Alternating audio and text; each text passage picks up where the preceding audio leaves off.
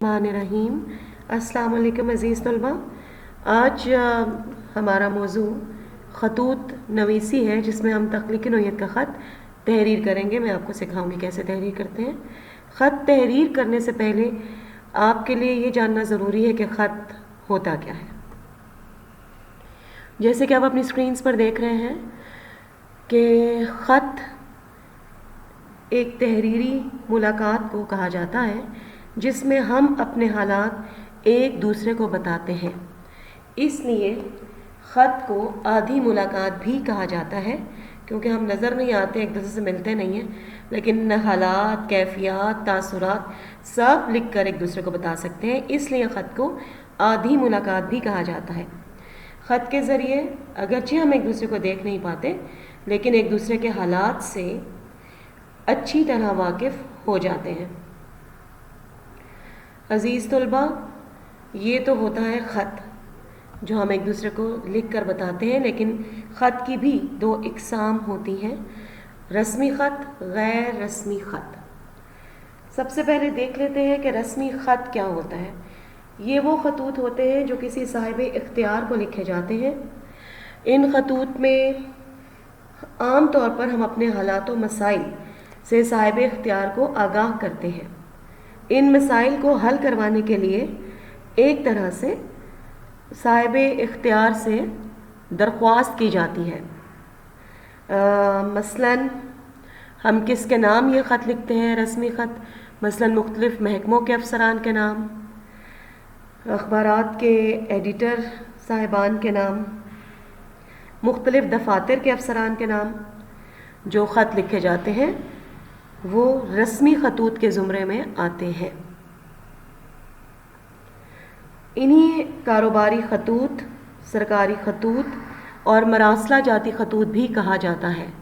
अज़ीज़ तलबा, ये तो ख़त की पहली किस्म रस्मी ख़त थी। ख़त की दूसरी किस्म की जानिब आते हैं, यानी गैर रस्मी ख़त। बेटे, आपको आज जो हमने ख़त लिखना सिखाना है वो एक तख्लीक़ी नौइयत का ख़त है और गैर रस्मी ख़त है। गैर रस्मी ख़त वो ख़तूत होते हैं जो दोस्तों, अज़ीज़ों, रिश्तेदारों, वालिदैन और बेतकल्लुफ़ जानने वालों को लिखे जाते हैं। क्योंकि इन ख़तूत में अपने जज्बात और ख़यालात का बेसाख्ता ज़िक्र होता है, इसलिए गैर रस्मी ख़तूत को आधी मुलाकात भी कहा जाता है।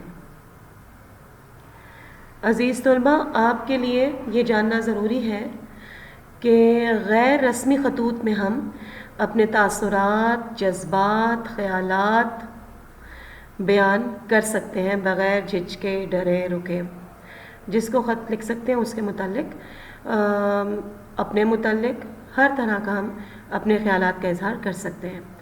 ख़त को अरबी ज़बान में मकतूब कहते हैं, लिखने वाले को कातिब कहते हैं, और जिसे ख़त लिखा जाए उसे मकतूब इलैह कहा जाता है।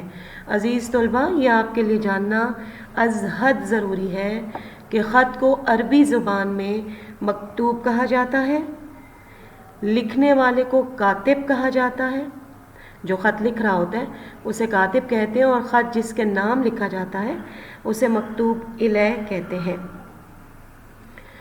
एक अच्छे ख़त के लिए कुछ खूबियाँ भी होना बहुत ज़रूरी होती हैं, और वो आपके जहन नशीन ज़रूर होनी चाहिए। मतलब आप जिसे ख़त लिख रहे हैं वो ऐसा लिखें कि ऐसा लगे आपको कि वो आपके सामने बैठा हुआ है, और ख़त लिखते हुए मकतूब इलैह के साथ अपने रिश्ते और उसके रुतबे का ख्याल भी ज़रूर रखें।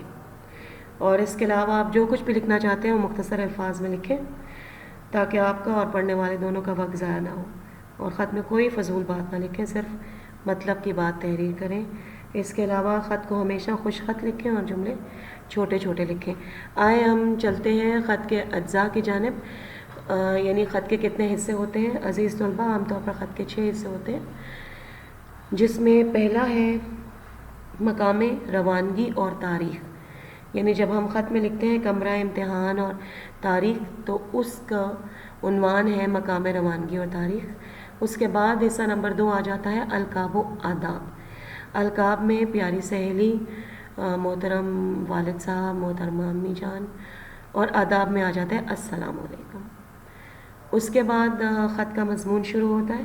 خط کے مضمون میں بھی جیسے آپ کو پتہ ہے پہلا پیراگراف تو حال احوال کا ہوتا ہے، اپنی خیریت بتائی جاتی ہے، دوسرے کی خیریت دریافت کی جاتی ہے، اور اس کے بعد دوسرا پیراگراف ہوتا ہے جس میں ہم خط کا متن لکھتے ہیں، یعنی کس موضوع پر ہم نے آپ کو خط لکھا ہے۔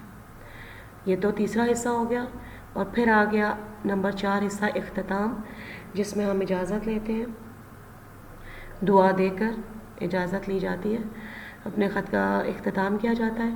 5واں حصہ ہو گیا خط لکھنے والے کا نام اور پتہ۔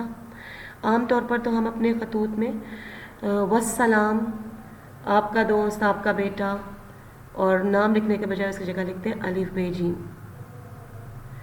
اور ویسے خط کا آخری حصہ ہے مکتوب الیہ کا پتہ، جو لکھنا چاہیے، لیکن ہم اپنے خط میں تحریر نہیں کرتے، کیونکہ جب 8th 9th 10th میں ہم پڑھتے ہیں تو وہ لکھنا، مکتوب الیہ کا پتہ لکھنا ضروری نہیں ہے۔ عزیز طلباء، اب آ جاتے ہیں خط کے طریقہ کار کی جانب۔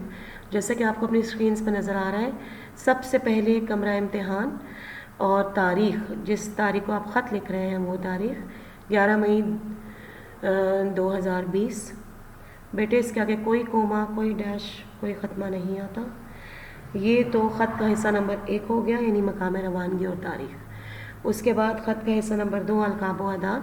آپ کو جیسے کہ نظر آ رہا ہے، پیاری چھوٹی بہن، علامت تعجب ضرور ڈالنا ہے، اگر نہیں ڈالا تو پھر اس کا نمبر کٹ جائے گا۔ اور اس کے آگے ہے السلام علیکم اور ڈیش، یعنی ختمہ۔ بیٹے یاد رکھیں، یہ ہے القاب پیاری چھوٹی بہن، اور السلام علیکم یہ ہے آداب، یعنی خط کا حصہ نمبر 2 ہے۔ اس کے آگے جو علامت تعجب اور ڈیش ڈالی گئی ہے، یعنی پیاری چھوٹی بہن کے آگے علامت تعجب اور السلام علیکم کے آگے ڈیش، یہ بہت ضروری ہے، ورنہ نمبر کٹ جاتا ہے۔ اس کے بعد آپ کو جیسے نظر آ رہا ہے، پہلا پیراگراف یعنی خط کا مضمون آ گیا، یہ تیسرا حصہ۔ پہلا پیراگراف میں بالکل خیریت سے، امید ہے آپ بھی خیریت سے ہوں گی۔ یہ تعارفی پیراگراف ہے، ہم ضرور کرتے ہیں، لکھتے ہیں۔ اس کے بعد دوسرے پیراگراف میں خط کا مضمون بیان کیا جائے گا، یعنی جس کے بارے میں ہم خط لکھیں وہ بیان کیا جائے گا، اور تیسرا پیراگراف اختتامی پیراگراف ہوگا، یعنی آپ اجازت دیں، اپنا خیال رکھنا وغیرہ وغیرہ۔ اور اب آخر میں آپ دیکھ رہے ہیں کہ ہم نے خط میں لکھا، آخر میں اختتام کرتے ہوئے والسلام، آپ کا بڑا بھائی یا بہن، اور الف ب ج، یعنی خط لکھنے والے کا نام اور پتہ، اور مکتوب الیہ کا پتہ۔ ہم چونکہ ظاہر نہیں کرتے اس لیے اس کی جگہ ہم لکھتے ہیں آپ کا بڑا بھائی اور بہن، اور نیچے لکھتے ہیں الف ب ج۔ بچوں یاد رکھیں، والسلام کے آگے کوئی کوما، کوئی نقطہ نہیں آتا، آپ کا بڑا بھائی بہن، کوئی کوما، کوئی ختمہ نہیں آتا، الف ب ج، کوئی ختمہ، کوئی کوما نہیں آتا، اگر ڈالیں گے تو نمبر کٹ جائیں گے۔ خط ہم نے لکھنا ہے، آج کا خط ہم نے لکھنا ہے تخلیقی نوعیت کا۔